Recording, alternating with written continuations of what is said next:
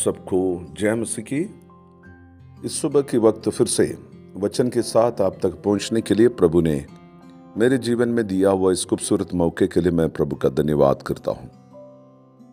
इस दुनिया में रहते हुए परमेश्वर की ओर से हर इंसान के लिए एक विशेष काम प्रभु चाहते हैं। सबसे एक उत्तरदायित्व प्रभु चाहते हैं। वो क्या है? प्रभु की आज्ञा माने।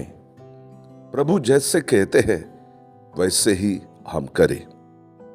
सबसे पहले आज की तारीख में मैं आपसे अनुरोध करूंगा कि सब इस बात के ऊपर विचार करें मेरे साथ मिलकर।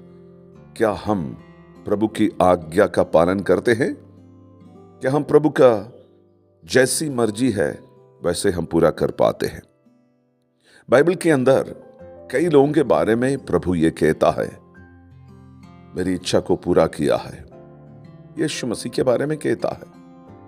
और एक मुख्य व्यक्ति है, वो है दाऊद।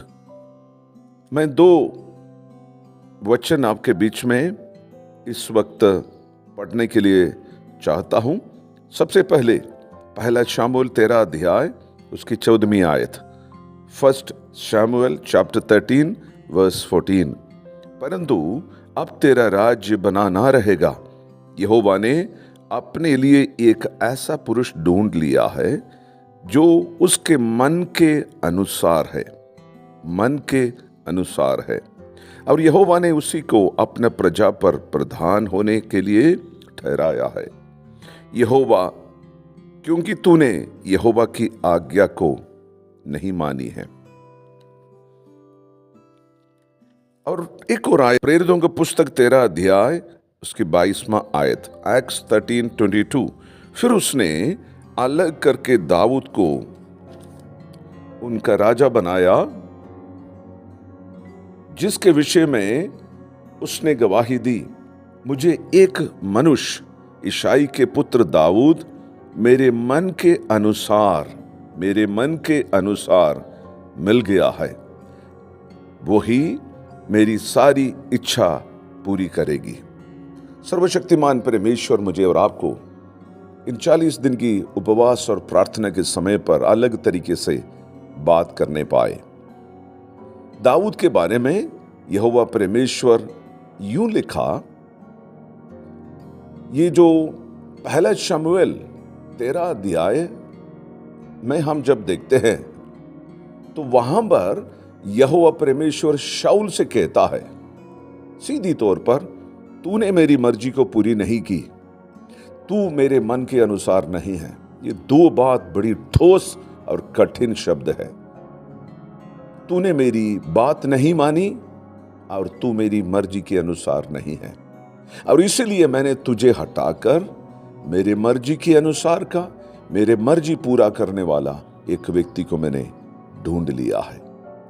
इन दिनों में मुझसे और आपसे सर्वशक्तिमान प्रभु चाहता है कि हम प्रभु के मर्जी के अनुसार की व्यक्ति बन जाए और प्रभु की इच्छाओं को पूरा करें। शाऊल अपने जीवन में कभी कभी प्रभु से पूछता था और कभी कभी अपनी मर्जी को करता था। जब से हम परमेश्वर के संतान बने हैं, प्रभु की सेवका बने हैं, प्रभु चाहते हैं हमारे जीवन का हर एक पहलू में सर्वशक्तिमान प्रभु को अपने पिता माने और उससे पूछकर उनका मर्जी के अनुसार कार्य करे। लेकिन शाऊल के जीवन में ऐसा नहीं देखा तो प्रभु उनसे गुस्सा हो गया, उनसे नाराज हो गया है। प्रभु शाऊल से अपने आप को अलग कर देता है और कहता है, तेरे बदले में मैंने किसी और को चुन लिया है। सबसे दुखद बात है, सबसे दुखद बात है। एस्तेर के पुस्तक में हम इस प्रकार पढ़ते हैं कि उस राजा का पत्नी रानी जो उनकी पति का कहना नहीं माना तो उनको हटा दिया है। मैं उसकी गहराई में नहीं जाना चाहता हूं, क्यों हटा दिया उसके बारे में कल कई प्रकार के तर्क वितर्क है, लेकिन पति का कहना उसने नहीं मानी है, उसको हटा दिया। ये मेरे और आपके जीवन में ना होने पाए। हम प्रभु की इच्छा के अनुसार जीने वाले, प्रभु की मर्जी को पूरा करने वाले, उनका मनपसंद व्यक्ति बन जाए। इन उपवास और प्रार्थना में मेरी और आपकी दिल के अंदर की चाहत, प्रार्थना, हमारी विनती, हमारी कोशिश, हमारे मल्लयुद्ध इसके लिए हो जाए कि मैं प्रभु की मर्जी के अनुसार व्यक्ति बनूं और उनकी मर्जी को मैं पूरी करूं। प्रभु, हम आपके चरणों में आते हैं आपकी इच्छा को पूरा करने के लिए। आप हमसे बोल और बात करें, शक्ति और ताकत दे और आपके मनपसंद का व्यक्ति बनकर इस दुनिया में अपनी जीवन बसर करने के लिए मदद करें।